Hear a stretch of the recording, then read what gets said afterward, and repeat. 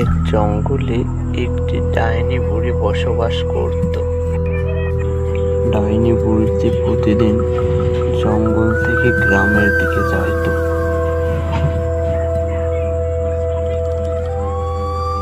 গ্রামের দিকে যে মানুষ খুঁজে বেড়াতো সে, আর রাতে মানুষ দেখলেই সে মানুষ মেরে ফেলত। মানুষকে মেরে সে আবার জঙ্গলের দিকে চলে যাইত। জঙ্গলের একটি জায়গায় এসে এসে গায়েব হয়ে যাইত। পরদিনই দুজন গ্রামের ব্যক্তি একসাথে দেখা হলো। ভাই, শুনলাম নাকি কাল রাতে ডাইনিটা একজনকে মেরে ফেলেছে আমাদের গ্রামের। হ্যাঁ দাদু, তুমি ঠিকই বলেছ, আমিও তো তাই শুনলাম। এখন কি করা যায় বলো তো দাদু? এভাবে তো আর হয় না। তুই কোনো চিন্তা করিস না ভাইপো, আমি একটা তান্ত্রিকের কাছে যাচ্ছি, ও সব ঠিক করে দিবে। হ্যাঁ গো দাদু, তাই যাও। কি আর করার বলো তো, আমাদের গ্রামটাকে তো রক্ষা করতে হবে ওই ডাইনি বুড়ির কাছ থেকে। এই বলে দাদুটি চলে গেল তান্ত্রিকের কাছে।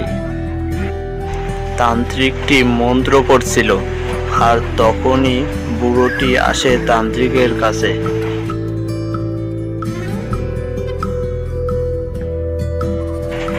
বল বৎস, তোর কি দরকার? হঠাৎ আমার কাছে এলি যে?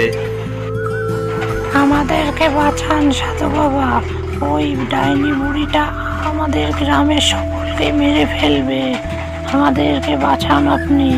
তুই কোনো চিন্তা করিস না বৎস, আমি ওই ডাইনি বুড়িটাকে মেরে ফেলবো। তুই যা, ফিরে যা। আচ্ছা বাবা, আমি বরং আসি আজ।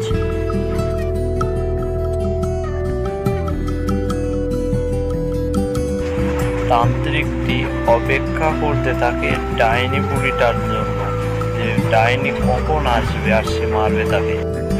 ডাইনি বুড়িটি গ্রামের দিকে যাইতে থাকে দৌড়াতে দৌড়াতে। তুই এখানে কি করছিস? শুনলাম তুই নাকি গ্রামের মানুষদের মেরে ফেলছিস, ঘটনা কি রে? তোর কি মরার পাখনা বাজাইছে? হ্যাঁ, বেশ করেছি, মেরে ফেলেছি, তোকেও মেরে ফেলবো। তবে রে বেটা, তোর এত বড় সাহস! এই নে তাহলে।